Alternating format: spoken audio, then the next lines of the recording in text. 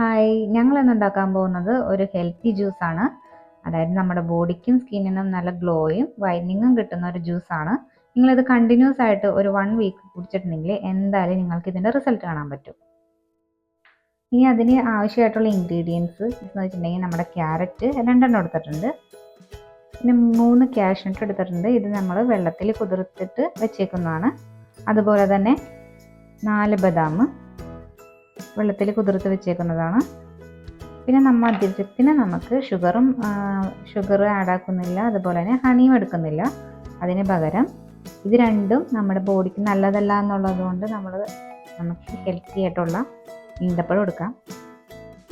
Honey നല്ലതാണെങ്കിലും നമ്മൾ കടയിൽ നിന്ന് വാങ്ങിക്കുന്നത് വിശ്വസിച്ച് കഴിക്കാൻ പറ്റില്ലല്ലോ, അപ്പോൾ നമ്മൾക്ക് ഇതായിരിക്കും ബെസ്റ്റ് ഓപ്ഷൻ.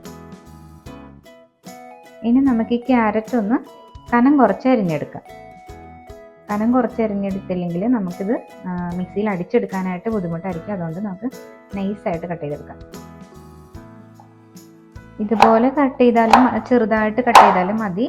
അടിച്ചെടുക്കാൻ എളുപ്പത്തിനാണ് നമ്മളിങ്ങനെ കട്ട് ചെയ്തെടുക്കുന്നത്. നന്നായിട്ട് അരഞ്ഞ് കിട്ടണം, അത്രയേ ഉള്ളൂ.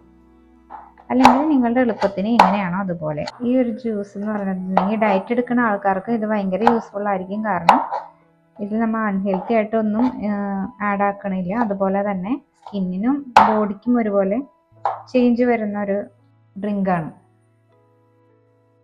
അങ്ങനെ ഇവിടെ ക്യാരറ്റ് നമ്മൾ ചെറുതായിട്ട് കട്ട് ചെയ്ത് വെച്ചിട്ടുണ്ട്. അതുപോലെ തന്നെ 1 കപ്പ് പാലെടുത്തിട്ടുണ്ട്. ഈ പാലിലാണ് നമ്മളിത് അടിച്ചെടുക്കാൻ പോകുന്നത്. ക്യാരറ്റ് വേവിച്ചിട്ട് നമ്മൾ ഇതുപോലെ ചെയ്തെടുക്കുകയാണെന്നുണ്ടെങ്കിൽ ഈ ഒരു ഡ്രിങ്ക് നമുക്ക് കുട്ടികൾക്കും കൊടുക്കാം. കാരണം അവർക്ക് നന്നായിട്ട് ഇഷ്ടപ്പെടും. പിന്നെ ക്യാരറ്റ് വേവിച്ചതാകുമ്പോൾ കുറച്ചും കൂടി നല്ലതാണ്.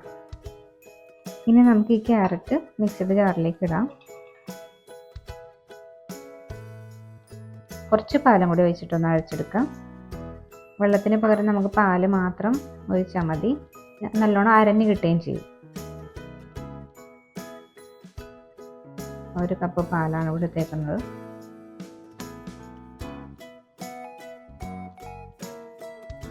നമുക്ക് കാഷ്നട്ട് ഇടാം, അതുപോലെ ബദാം,